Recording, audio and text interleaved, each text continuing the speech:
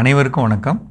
இனி வரக்கூடிய காலத்தில் நீங்கள் தமிழகத்தோட மேட்டுப்பகுதியில் தண்ணீர் நிற்காத பகுதியில் செய்ய வேண்டிய மூன்றாவது முக்கியமான அதிக விளைச்சல் தரக்கூடிய பயிர் சின்ன வெங்காயங்க. இந்த சின்ன வெங்காயம் சாகுபடி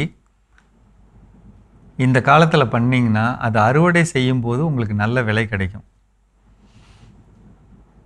65 நாள் பயிர். கடலை மாதிரியே ஆரம்பத்தில் அடி உரம் முக்கியம். அடி உரம் அங்கே வளரும்போது நிறையா நிலங்களில் ஏற்கனவே இருக்கக்கூடிய கொஞ்சம் தரமில்லாத சாணத்தால் சாணப்புழு இருக்க வாய்ப்பு இருக்குங்க.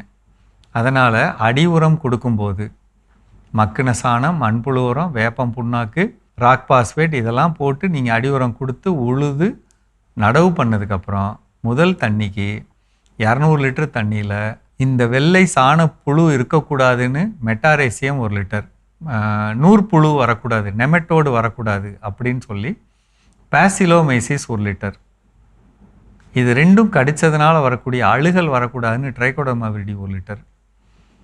வேர் நிறைய ஓடணும். ஏன்னா வெங்காயம்னா ஒரு காயை நட்டோம்னா 10 காய் கிடைக்கணும். அப்போ நடவு பண்ணுறோம்னா அந்த 10 காய் கிடைக்கிற மாதிரி நிறைய வேர் விடணும்.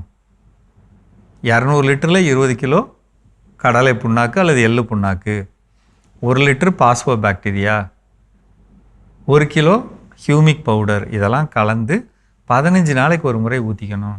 30வது நாளில் பிடிச்சாலும் பிடிக்கலனாலும் ஏக்கருக்கு 75லேருந்து 100 கிலோ ஜிப்சம் போடணும். ஜிப்சம் போடலைன்னா அந்த பயிர் அதிகமாக கால்சியம் சத்து எதிர்பார்க்கக்கூடிய பயிர், அது கொடுக்கலன்னா கோழிக்கால் நோய் வரும். ஒவ்வொரு மாதமும் ட்ரைகோடர்மா விரிடி, பாசிலோமைசிஸ் இந்த 2 திரவமும் 200 லிட்டரில் 1 லிட்டர் கலந்து 1 கிலோ நாட்டு சர்க்கரை கலந்து வச்சுட்டு தரையில் ஊற்றிக்கணும். அடி உரம் 30வது நாள், 45வது நாள், 60வது நாள். அதுக்கப்புறம் 30லேருந்து 65வது நாளில் அப்போ தரைவழியில் வெங்காயம் பெருக்கிறதுக்காக rhizobium 1 litre, potash bacteria 1 litre, VAM 1 litre, இது 3 கலந்து தரையில் கொடுக்கணும். இது கூட சாணப்பாசி கரைசல் இருந்ததுன்னா 20 லிட்டர் கலந்துக்கலாம். கடைசி அறுவடை பண்ணுறதுக்கு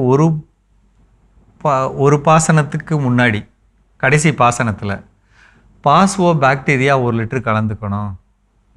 அது என்ன செய்யும்னா வெங்காயம் சிவப்பாக கிடைக்க வழி செய்யும். இந்த வேம் கொடுக்கறதுனால காரம் அதிகமாகும். தரம் எப்படி பார்ப்பாங்க? வெங்காயத்தை கடித்து பார்ப்பாங்க. அந்த காரம் இருக்கிறப்ப விலை கூடும். அதுக்கு தான் அதை கொடுக்க சொல்கிறேன். ரொம்ப எளிமைங்க. இந்த ஸ்டெப்பை மட்டும் நீங்கள் பார்த்துக்கிட்டிங்கன்னா, இப்போ ஒரு பொண்ணு ஒருத்தங்க முந்தானேத்து அறுவடை செஞ்சாங்க. அதாவதுங்க, 1 ஏக்கரில் பொதுவாக திருப்பூர் மாவட்டத்தில் 7 டன் எடுப்பாங்க அல்லது 8 டன் எடுப்பாங்க. அவங்க 11 டன் எடுக்கிறாங்க. முதல் விவசாயம். ஒன்று என்ன செஞ்சாங்கன்னா, சொன்னதை கேட்டாங்க. கேட்டு நீங்கள் செஞ்சிட்டிங்கன்னா அவசியம் ஜெயிச்சிடலாம். திருப்பூர் மாவட்டத்தில் விளைச்சல் ரொம்ப கம்மியாக வரக்கூடிய பகுதியிலே அவங்களால வெற்றி பெற முடியும்னா, இந்த பதிவை கேட்குற நம்மளுடைய நேயர்கள் நிச்சயம் வெற்றி பெறலாம். விதை வெங்காயம் வாங்குறப்ப பெரு வெங்காயம் இருக்கக்கூடாது, பொடியும் இருக்கக்கூடாது. மீடியம் சைஸில் இருக்கக்கூடிய வெங்காயத்தை வாங்கணும். சரியாக நடவு பண்ணணும்.